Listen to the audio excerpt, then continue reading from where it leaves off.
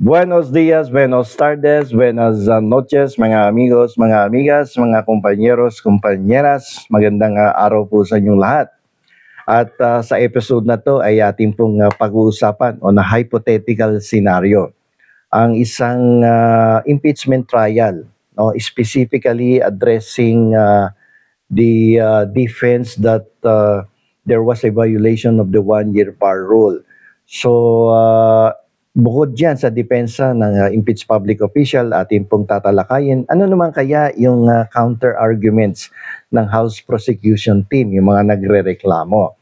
Pero puntahan muna natin sandali itong depensa ng impeached public official na nagsasabi na ang reklamo laban sa kanya ay kinakailangan ng ibasura ng impeachment court at hindi na kailangan magkaroon pa ng trial sa pagkakataon na to sapagkat binayolate ng House Prosecution Team yung one-year bar rule. So pupuntahan natin yung counter arguments na potential na erase ng House Prosecution Team.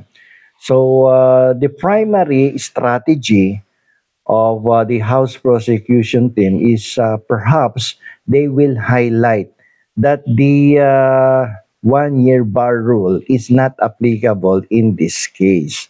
Definitely, ako'y naniniwala that would be the primary strategy of the House Prosecution Team, no, in this hypothetical scenario.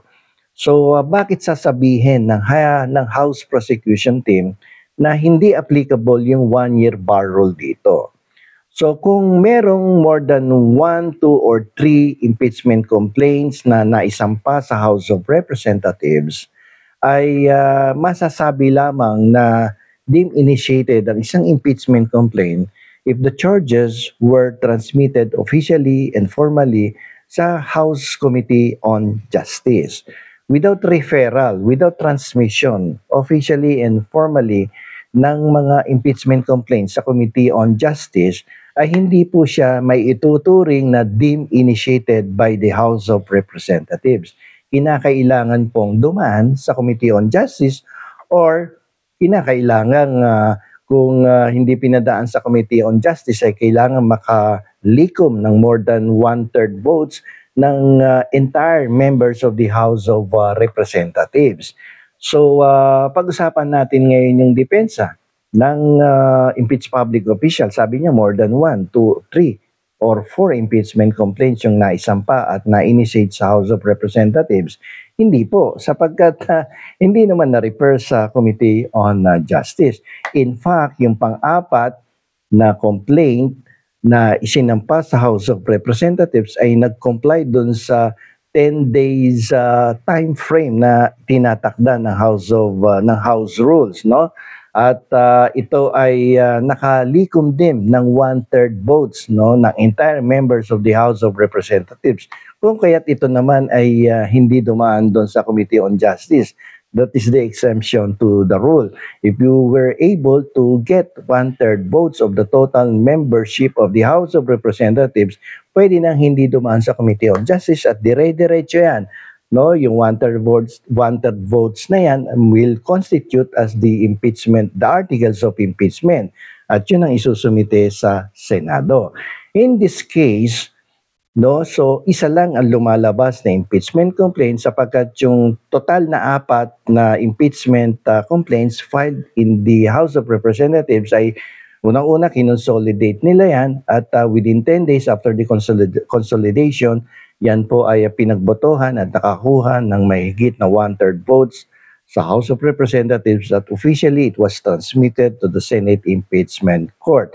So, therefore, the defense that there was a violation of the one-year bar rule is not applicable in this case. Pangalawa, pag-usapan natin uli yung 4 na impeachment complaint. Pwedeng i-highlight uli ng ating House Prosecution Team na yung naunang 3 impeachment complaints ay hindi ma-consider din na deemed filed sa House of Representatives because it was not properly calendared, no? Hindi na i-kalendaryo yan no? At ito ay hindi na isama sa official business order ng House of Representatives. Wala sa order of business yan. Hindi din included siya. Kasi hindi naman siya inaksyonan eh. So, hindi na ikalendaryo, hindi na isama sa order of business by the House of Representatives. So, therefore, hindi siya kasali sa sinasabing na-initiate na impeachment complaint dun sa House of Representatives. So lumalabas, isa lamang talaga yung naikalendar at naisama sa order of business sa House of Representatives.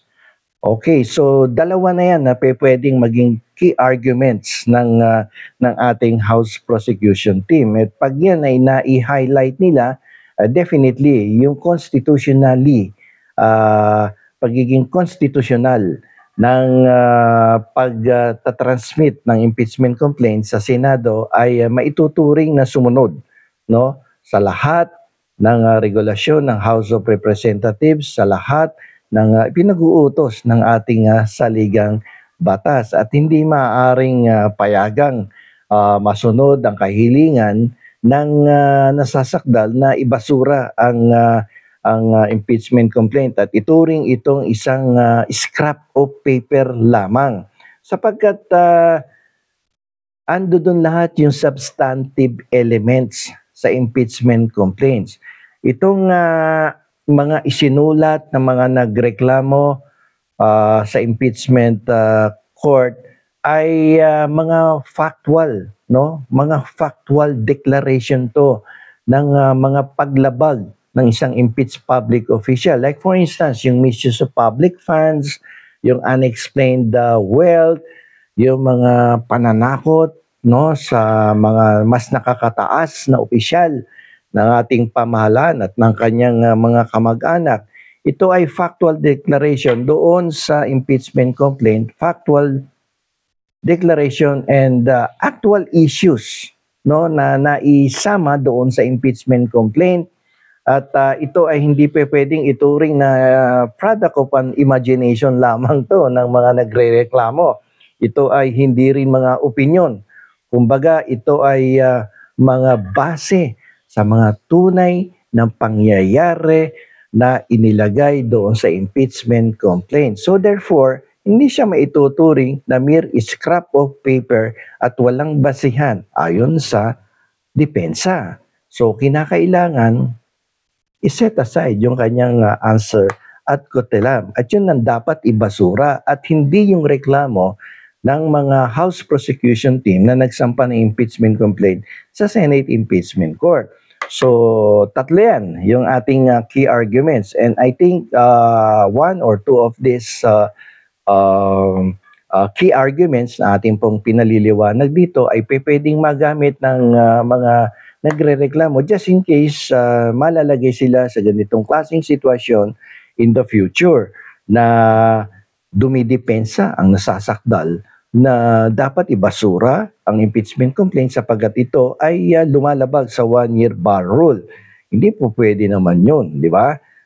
Maliwanag na isang beses lang naman nag-initiate ng impeachment complaint ang ating House of Representatives. At naayon naman sa saligang batas ang prosesong kanilang pinagdaanan sa pagpiprepara ng isang impeachment complaint at pag-transmit ng impeachment complaint sa ating Senado.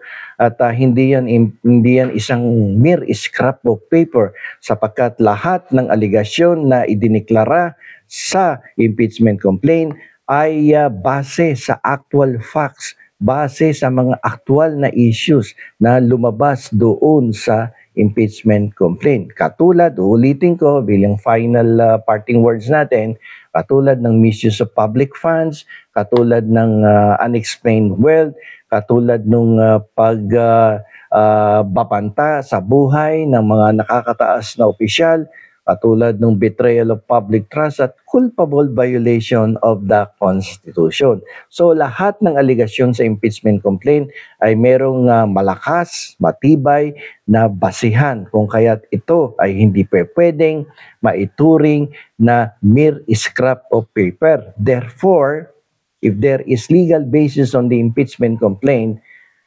D. Accused impeached official must properly answer the impeachment complaint and the trial must proceed immediately, forthwith. Ika nga. So, dito na lamang po. Ito pong muli ang inyong lingkod, Attorney Rene Bueno.